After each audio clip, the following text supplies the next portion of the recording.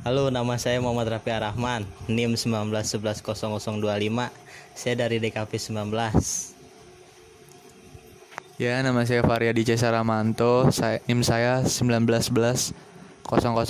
Saya dari DKV 19. Nama saya Fadli Muhammad Bani Suwarjo, NIM 19109002 dari Desain Produk 2019.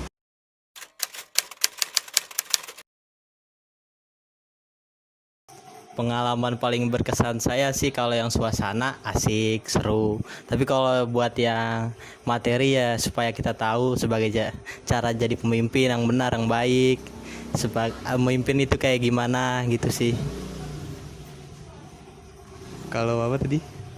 Pengalaman paling berkesan. Pengalaman paling berkesan saya sih dalam matkul kepemimpinan dan manajemen. Seru, asik. Pokoknya asik deh.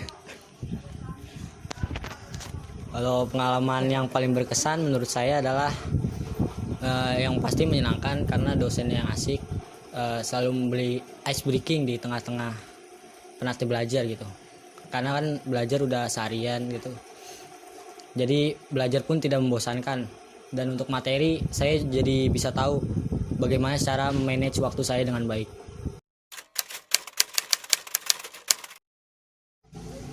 Materi yang dipelajari secara umum mungkin ya paling ya pengertian pemimpin dan apa itu kepemimpinan. Pengertian pemimpin inti dari manajemen. Ini berarti bahwa manajemen akan tercapai tujuannya jika ada pemimpin. Kepemimpinan hanya dapat dilaksanakan oleh seorang pemimpin. Kalau kepemimpinan itu adalah proses mempengaruhi kegiatan individu atau kelompok dalam situasi tertentu.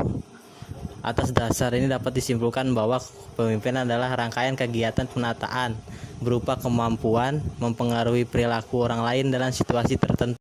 Macam-macam kepemimpinan. Ada kepemimpinan demokratis. Demokratis itu pemimpin yang sebelumnya membuat keputusan, memperhitungkan masukan yang diterima dari orang yang dipimpin. Kepemimpinan otoriter. Jenis kepemimpinan adalah lawan kepemimpinan demokratis.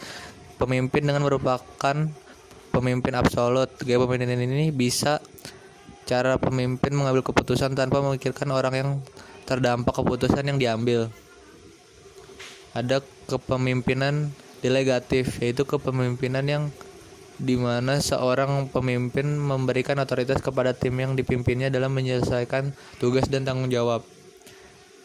Ada lagi kepemimpinan strategis, menempatkan dirinya antar tugas atau tujuan harus dicapai dengan kesempatan untuk berkembang dari tugas yang diberikan. Kalau tadi kita membahas apa itu pemimpin dan macam-macam pemimpin, selanjutnya kita akan membahas manajemen.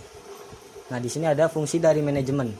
Fungsi dari manajemen yang pertama adalah planning atau perencanaan. Adalah aktivitas strategis dengan menyusul hal-hal yang akan dikerjakan dengan sumber yang dimiliki.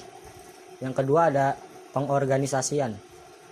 Dilakukan dengan tujuan membagi suatu kegiatan besar menjadi kegiatan-kegiatan yang lebih kecil.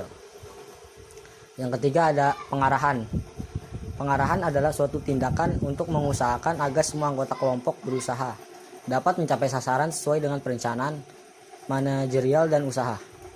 Yang keempat ada evaluasi. Evaluasi dilakukan setelah proses kerja dilakukan. Pada proses ini kinerja dinilai apakah sudah sesuai dengan planning yang awal. Dan yang kedua ada cara manajemen waktu yang baik untuk mahasiswa. Yang pertama ada membuat jadwal kegiatan. Yang kedua ada mengatur jadwal kegiatan secara fleksibel. Yang ketiga memprioritaskan kegiatan tertentu. Yang keempat fokus pada satu kegiatan. Yang kelima membuat sub-sub kegiatan dari setiap kegiatan. Yang enam hentikan tunda-menunda. Yang ketujuh carilah luang waktu untuk bersantai. Kesan saya di mata kuliah kepemimpinan dan manajemen saat ini, kuliah online ini kurang materinya, kurang nggak kayak seperti di offline kampus gitu, tatap muka. Lebih asik di tatap muka. Kalau pesannya semoga corona cepat hilang nih biar kembali aktivitas ngampus kembali normal. Kalau menurut saya kesan pembelajarannya sih kurang kalau di kampus.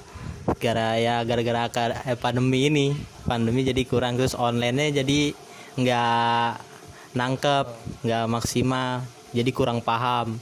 Kalau pesannya mungkin semenjak ada matkul kepemimpinan, saya bisa paham caranya memimpin suatu organisasi atau suatu saat nanti dipilih menjadi pemimpin. Kesannya kalau untuk pembelajaran tatap muka seru dan menyenangkan. Kalau untuk online yang tidak tatap muka kurang dapat memahami materinya. Kalau untuk pesannya kedepannya dipertahankan aja cara mengajar yang menyenangkan. Tapi kalau tatap muka, kalau misalnya online materinya lebih dijabarkan aja secara detail, itu aja sih.